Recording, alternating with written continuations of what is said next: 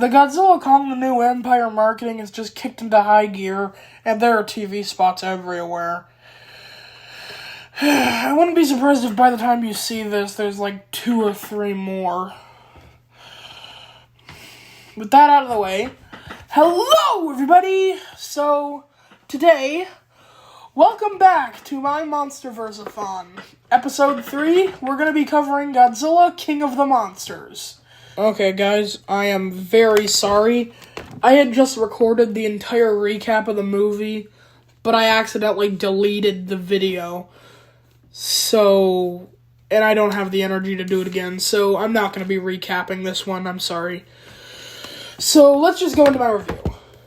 I am not sure if this is, this is definitely a hot take, but the monster action in this one was amazing. It was obscured by clouds and rain and dust and fire, but that's what made it all the cooler for me.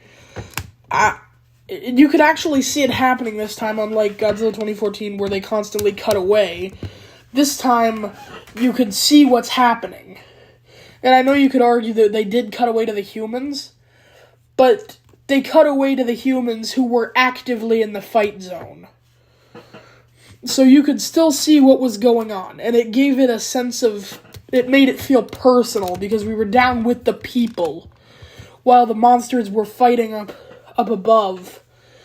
And I just felt that was such a great touch. And the fire and dust and rain give it an ominous feel, and it made Ghidorah all the more intimidating. Seeing his silhouette in the lightning, it was so great. The human characters were good, albeit flawed, but they were good. Mark Russell was my favorite. His character arc was great. He went from absolutely despising Godzilla for what happened to his son, to over the course of the film, seeing Godzilla as the protector of Earth and wanting to help him. My other favorite was Dr. Serizawa. He had a great, what's the word I'm looking for? He fulfilled the Serizawa prophecy, sacrificing himself for the greater good. The family drama and bickering between Emma and Madison got old at times, but I felt it was fine. Alan Jonah is also a pretty good villain. I really hope he returns at some point. And then, of course, we have the monsters. Godzilla was great. This movie really nailed the monsters or animals aspect. Godzilla felt like a bear in his fighting style, and they gave the monsters a lot of personality. I mean, Ghidorah was my favorite monster in this movie, because of the personalities and also just the redesigns. Mothra, Rodan, Ghidorah, they all had fantastic redesigns.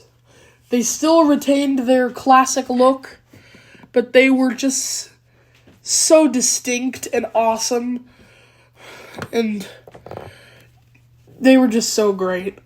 And speaking of Ghidorah's personalities, I liked how they gave each head different personalities. It's a good change from the classic, all heads want to kill things, and, all Ghidorah heads in this movie want to kill things too, but it's not that they're all the same thing. They all have distinct personalities. The right head is the aggressive one, the middle head is the leader of the group, and then the left head is the curious and kind of sometimes goofy one. And it's just, the monsters were great. And how could you not mention the little not one-off, the original monsters that showed up in this movie. Scylla, Behemoth, Methuselah, Queen Muto. Their designs were great. I honestly think Methuselah is my favorite. I mean, it's a walking mountain. A lot of people probably prefer Behemoth. I like Behemoth, but I feel like Methuselah is just cooler in the original monster regard.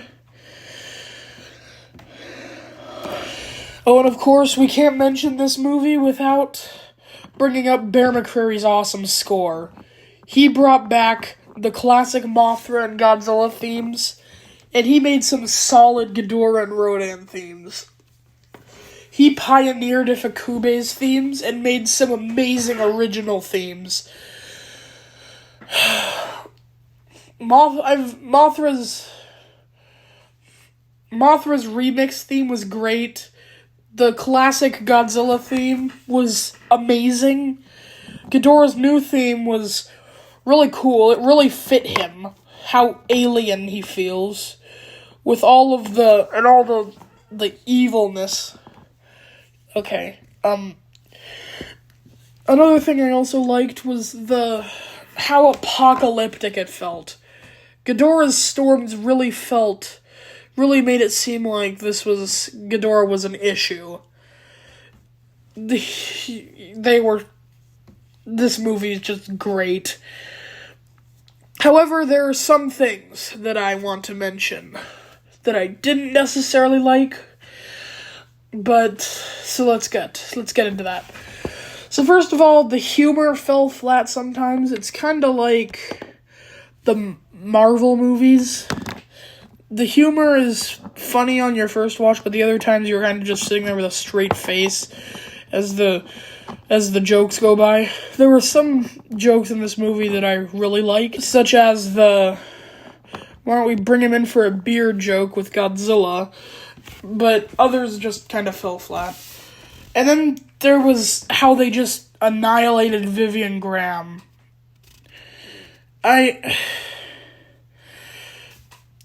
It was such a blink and you'll miss it death. It's like, if you look away for 1 second, you won't even notice that she dies. It's just, I feel like her character was kind of wasted there. And I would have preferred if she stayed alive. Although it did help with Serizawa's arc there, but still. And so yeah, overall, I'm gonna give this movie, plugging it into the score, I'm gonna have to give this movie a 9 out of 10. It is a fantastic Godzilla movie. I love it so much. I can't stress that enough. I love it. So, I'll see you guys next week when we cover Godzilla vs. Kong.